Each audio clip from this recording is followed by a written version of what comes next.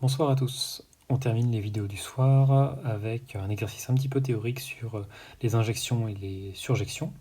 Alors, on suppose qu'on a trois ensembles, E, F et G, et on va avoir une première fonction, enfin une première application qui va de E dans F, et une application G qui va de F dans G.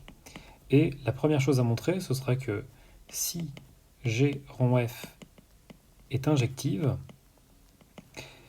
alors eh bien, F est injective elle aussi. Alors, je vais rappeler ce que c'est que dire que F est injective. F est injective si, pour tout couple XY dans l'ensemble de départ, c'est-à-dire E2, F de X égale F de Y implique X égale Y. Ce truc-là, c'est pas toujours vrai, hein, c'est que pour les fonctions injectives. Alors, nous, eh ben, supposons que f de x est égal à f de y. Et on veut arriver à x égale y. Eh bien, qu'est-ce qu'on peut faire ici? La première chose qu'on peut faire, c'est peut-être de composer par g. Or, qu'est-ce qu'on vous dit? On vous dit que g rond f est injective. Et ça, c'est rien d'autre que l'écriture de g rond f de x qui est égal à g rond f de y.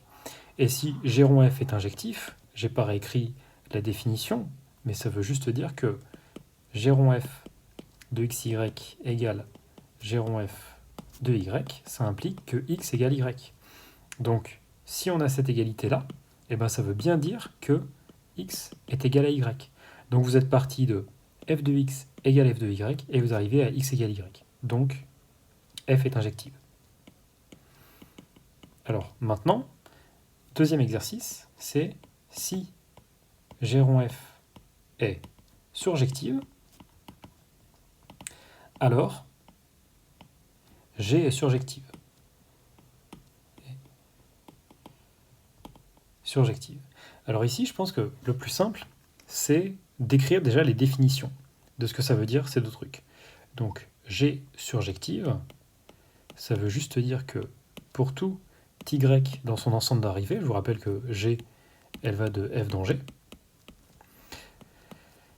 pour tout y dans G, il existe un x qui appartient à l'ensemble de départ tel que G de x est égal à y.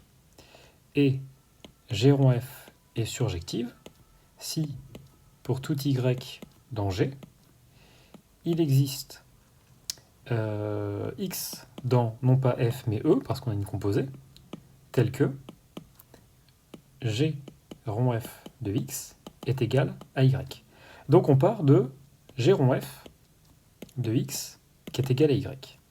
Donc ça, c'est rien d'autre que G de f de x. Or, f, je vous rappelle qu'elle va de E dans f. Donc, f de x, c'est un élément qu'on va appeler z, qui appartient à f. Et cet élément est unique. Enfin, pas forcément unique d'ailleurs, non, mais il existe, c'est juste ça. Donc là, on vient bien de trouver un élément z dans f, tel que g de z est égal à y. Donc en fait, on vient de montrer quoi? On vient de montrer que pour tout y dans g, il existe z dans f, tel que g de z est égal à y. Autrement dit, on vient de montrer quoi? On vient de montrer que g était surjective. Voilà, ces exercices d'injectivité, surjectivité, ils sont pas faciles, donc courage et revoyez la vidéo si jamais c'est pas clair.